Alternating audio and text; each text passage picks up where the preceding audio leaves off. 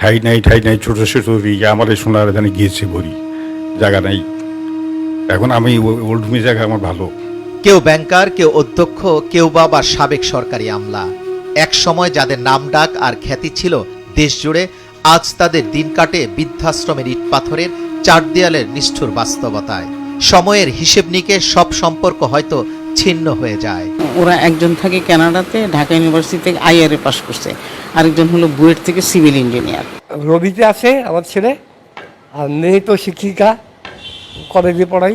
বড় ছেলে কানাডা, ছোট ছেলে ব্র্যাক ইউনিভার্সিটি লেকচারার, আর মেয়ের বিয়ে হয়ে গেছে, মেয়ে উত্তরা থাকে। একটা সময় স্বামী সন্তান আর স্ত্রীকে নিয়ে ঈদের আনন্দ উপভোগ করা মানুষগুলো আজ বড্ড একা।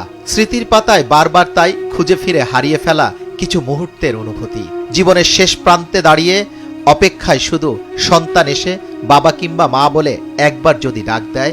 আমার যে করার করে দিছি, এখন আমি ওল্ড হোমে জায়গা পেয়েছি, আর কোথায় টাকা নেই, কোথায় যাবো, কার কাছে যাবো, কার গল্প হবো, দরকার কি, আমার কি দরকার। সমস্যাগুলো চেনা, সমাধানটাও যে খুব কঠিন এমনটা নয়। তবুও সমস্যা সরিয়ে ছবিটা বদলাতে পারা যাচ্ছে না। বৃদ্ধাশ্রমের বাসিন্দাদের অনেকেই ৮০-র কোঠায়, কেউ বা আবার তার একটু বেশি কিংবা একটু কম। বয়স্ক পিতামাতাদের বৃদ্ধাশ্রমে রাখার পরিচিত সংকট ক্রমশ যেন পরিণত হচ্ছে দুরারোগ্য এক ব্যাধিতে। আমাদের একটা বাড়ি আছে বা ছিল, ওটা বেঁচে দিয়েছে।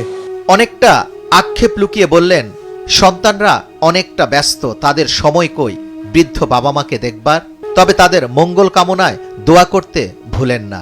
বাবা মা বুঝি এমনই হয়। ওরা খুব ব্যস্ত থাকতো, আমাদেরকে সময় দেওয়ার সময় আর থাকে না ওদের। এখন আমার আত্মীয় স্বজন হিংসা করতো যে এত সুখী, যে ফ্যামিলি লাইফ এত সুখী হয়, কিন্তু এটা বেশি দিন টিকে না।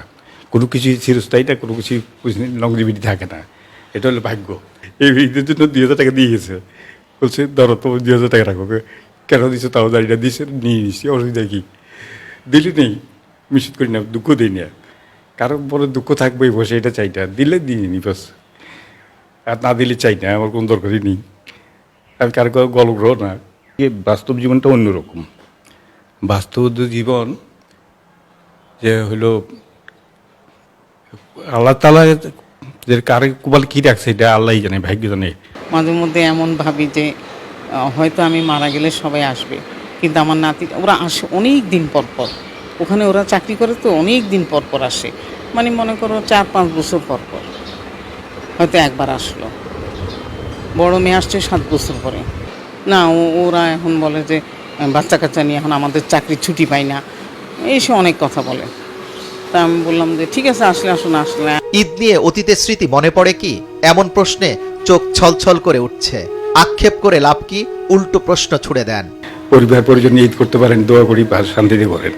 কতদিন না আমাদের মতো একদিন আপনারা বুড়ো হবেন, তখন আর পারবেন না। এখন যা করেন বলছে, ওদেরকে শান্তি দেন, ওদেরকে সাহায্য করেন, ওদেরকে সুখ দেন, কোনো দুঃখ দোষবর্তী যাবে না।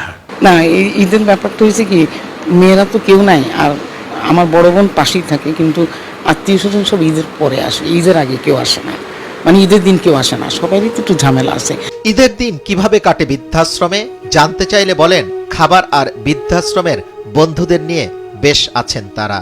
এখানে আমি নতুন, এরা কি করবে দিন আমি জানি না, কি এরা আমাদেরকে কিছু এন্টারটেইন করবে না করবে না তাও জানি না। বাইরের মানুষরা মাঝে মধ্যে আমাদের উপহার নিয়ে আসে বা দেয়, ওই আশা করছি এবার যদি দেয়।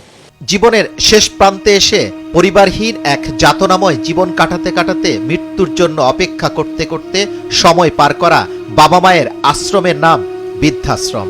নচিকাতার গান মনে পড়ে যায়, ছেলে আমার মস্ত মানুষ, মস্ত অফিসার, মস্ত ফ্ল্যাটে যায় না দেখা এপার ওপার। নানান রকম জিনিস আর আসবার দামি দামি, সবচেয়ে কম দামি ছিলাম একমাত্র আমি। ছেলে আমার মস্ত মানুষ, মস্ত অফিসার। যুবরাজ ফয়সাল, ভোরের কাগজ, ঢাকা।